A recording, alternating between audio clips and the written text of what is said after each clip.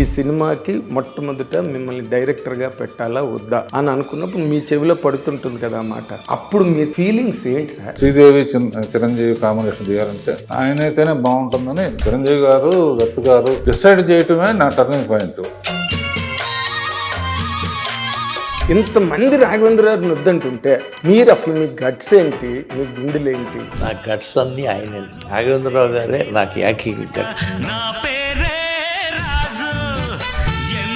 Graphics లేని రోజుల్లో Vincent గారు చిన్న మ్యాజిక్ తో అంత అద్భుతం సృష్టించడం, అద్భుతమైన సంగీతం అన్నీ కుదరటం.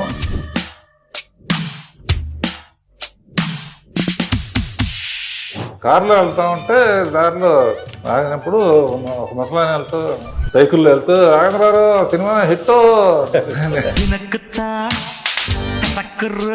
ఇది ఈ టైంలో లేకపోవటం బ్యాడ్ లక్.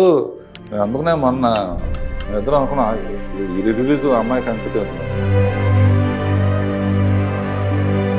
శ్రీదేవిని అసలు ఎట్లాగా మీరు సినిమాకి తీసుకొచ్చారు ఇందులోకి అని అదొక కథ విన్నాను సార్. అదేదో మీరు చాలా షూటింగ్ లో ఎట్లాగో కష్టాలు పడతారు. నేను ఎట్లా ఉన్నా కూడా శ్రీదేవి కానీ అడమల కానీ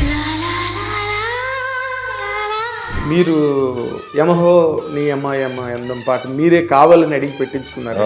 అందులో చరణం అయితే మట్టుకు అసలు డన్న డన్న నన్న నన్న నన్న నన్న నన్న కంటిన్యూస్గా ఉంటుంది.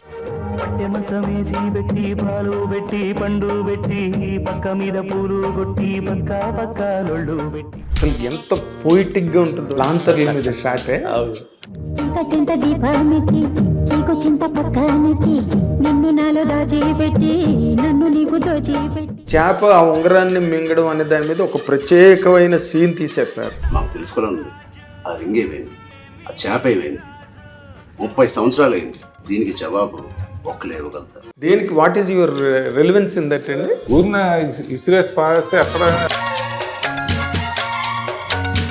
నోరు ఎట్లా తెరిపించాడో మాకు తెలీదు. ఇండైరెక్ట్గా ఏంటంటే ఎప్పుడైనా సీక్వెల్ తీస్తే